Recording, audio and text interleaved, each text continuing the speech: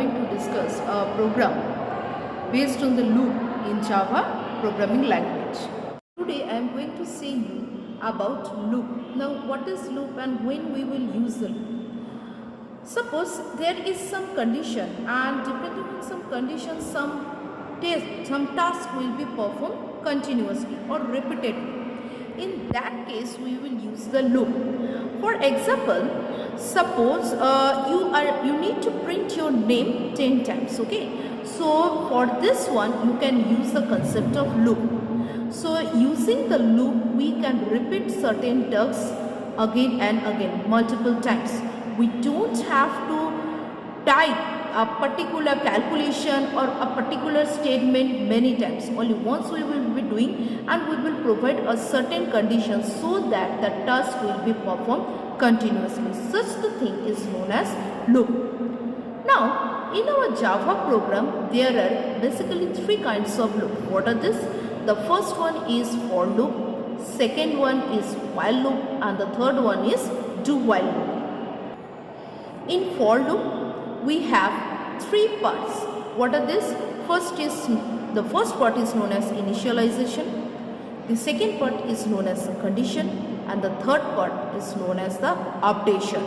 So there are three parts in a for loop. In a while loop, first the condition, then the statement will be executed, and in the do while loop, first the statement execution and then the condition will be there for the checking. Student, I am going to see you the differences between while and do while. Now what is the difference between while loop and do while loop? Both are loop, but there is a difference. What is that? Now I say in the while loop the condition is checked first, okay, and in the do while loop the condition is checked at the end. So this is one difference. Another difference is what? In while loop, when only the condition will satisfy, then only the loop can execute. So because it is first checking the condition, if the condition satisfies, then only it will allow the control to enter in. But in do while loop it will first execute at least for once, even if the condition is false, because the condition is checked at the end. So even if the condition is false, one time execution will be done. This is the second point. And what is the third point? While loop, as because the condition is checked first, so it is known as entry control loop, and do while loop, as because the condition is checked at the end, so it is known as exit control loop. So while loop and do while loop, there are three kinds of differences. So dear student, let us write a program for printing a series. The series is suppose 1, 4, 7, 10, so on, and you need to print up to 12 terms, okay, 12 terms. Now in this series first you need to know that what is the logic behind this. Now 1, 4, so how much gap? 2, 3, 4, 3 gap. After 4, 5, 6, 7, again 3 gap. After 7, 8, 9, 10, again 3 gap. That means we can see that here 3, 3, 3, 3 gap are going on, and in this way we need to print 12 terms.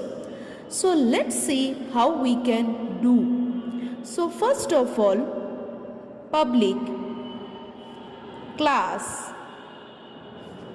For example, the name of the class is series. Fine. Now after this one we will write public static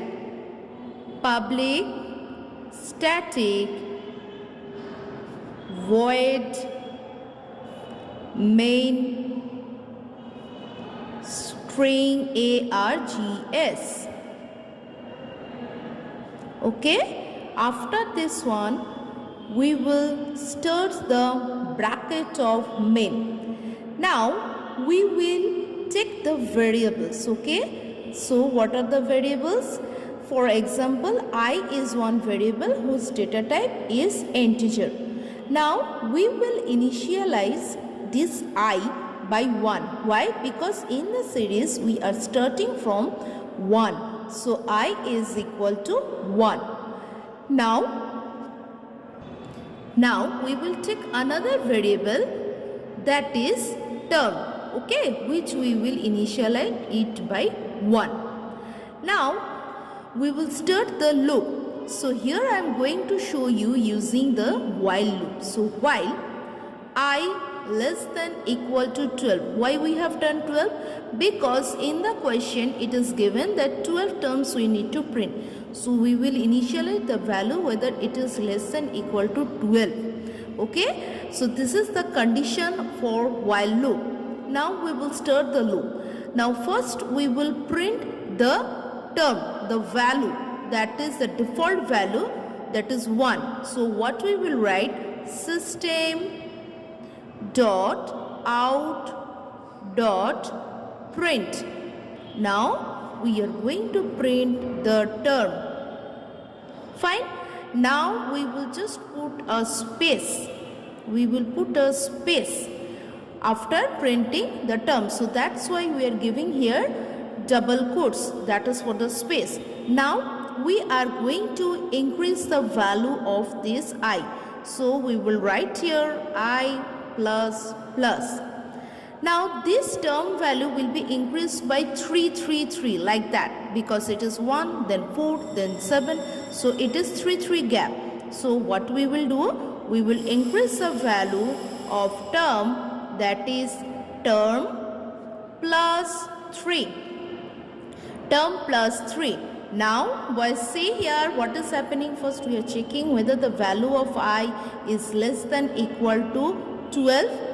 After this one, if the condition satisfied, then the control will come inside the loop and then it will print first the value of term. So initial value is 1. Now it will increase the value of I. So it was set as 1, so it will be 2. That means after first term, the I value should increase. So I value increase. Now we will increase the value of term also by 3. So what we will do? Term is equal to term plus 3. After coming the control over here, it will go back again over here. Now it will check whether the value of, so at present, what is the value of I? 2. Now 2 is less than equal to 12. Yes, it is correct. So it is going to print the next term also. That is, term is at present, it is what? It is at 4. So it will be printing 4. So 1 done, 4 done. After this one, it will come again over here. It will increase the value of I. So this time, what is the value of I? I will be 3. After third term, after 3, the term will now increase 4. 4 plus 3, that is 7. It will go again over here. So boys, as you can see that this time the value of I will be 3. So 3 less than equal to 12. Yes. So now it will come over here for printing the next term. So after 4 we have 7. So it will be printing 7 over here. And then again the value of I will increase, and then the term will again increase by 7, by 3, that is 7 plus 3, that is 10. In this way the process will continue. How long? Until and unless the value of I will be greater than 12. So when it will be greater than 12, then the condition will dissatisfy and it will come out from the loop. So now we are going to close the bracket for main, and this is the closing bracket for